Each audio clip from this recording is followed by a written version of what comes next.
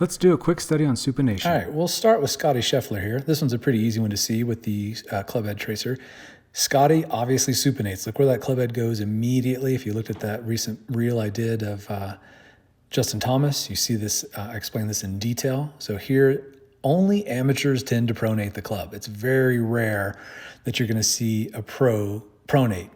I'd have to really look hard. I don't even know one off the top of my head. Almost all pros supinate their trail hand, if not all pros supinate from the top. And that's what allows them to shallow out the club and create speed. So even if you're a lead side dominant player, or you have a lot of lateral shift like Scotty Sheffler does, you're still going to supinate that trail hand. Again, to see somebody who pronates, you're going to have to go into the amateur ranks, most likely. Watch Adam Sandler here from the top. Immediately the club steepens. This is all just literal pronation of the trail hand. That's it. That's what's causing this steepness, casting and over the top motion. I covered Charlie Woods in another clip, but here again, you can see the club, what looks like starting to fall away. That is external rotation or supination of the trail hand that shallows him out, brings him down on plane. What about the great Nelly Korda? Of course, it's very obvious to see how it looks like she's shallowing out the club. Again, she's just not adding any steepening moves like you saw in Sandler's swing, which would be pronation, or starting to ulnar deviate that wrist. She's coiling around that trail leg, and then that trail leg, you can see just how quickly that knee snaps. This is happening in like less than 1/10 of a second. How quick she goes from extension of that leg to flexion and supinating that trail hand, which drops the club perfectly on plane. There's no artificial trying to shallow that club. This is all again done through supination and loading and unloading around that trail leg. I've covered the swing of Min Woo Lee. One question I want to answer, I've had asked a couple times is, when do you start supination? Well, it's not during the takeaway. In fact, you're trying to avoid supination because you're actually keeping the fascia loaded by doing that. And also, if you start to supinate during the takeaway, you just sling the club inside. Obviously, Min Woo Lee doesn't do that. Most tour pros don't, unless they're really, really lead side dominant pushing that club. But watch at the top, where does that club go?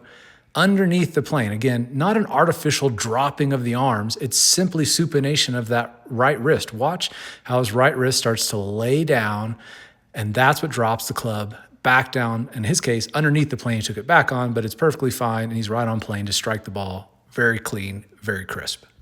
Here's a reel that somebody, Crafty Golf, posted showing the shaft dropping at the top. Again, supination of the right hand. This is Xander Schley. Then we'll take a look at Tommy Fleetwood. And then Justin Rose. Again, all great players tend to do this move. It's the same for all players. And again, you're going to look at the amateur ranks to find somebody who doesn't do this and starts to steepen the shaft through pronation. What about Boom Boom? Now you'll notice that Boom Boom doesn't really load that right leg very aggressively. And that's why his left arm starts to break that imaginary plane line. If you drew a line straight down on his arms, he kind of just picks the club up with his arms and hands. But from here, he immediately starts to supinate his right wrist. As the right wrist supinates, that's what shallows out the club. If you just kept supinating that wrist, you didn't move your body at all, the club would just go straight down. But of course, the body's rotating as everything's unwinding, and that's what allows you to swing on plane. If you swing over the top, I can almost guarantee there's only one of two things. You're either pushing with your arms, which is very common, or you're starting to pronate that wrist like you saw of Sandler, and that is always going to steepen the club. If you learn to supinate and you really start to understand how simple this move really is, it delivers a very stable club face. Look at how little his hands are rotating as he comes into the ball. There's obviously rotation, but it really is happening, most of it is after the ball. You can see how much his wrists snap there.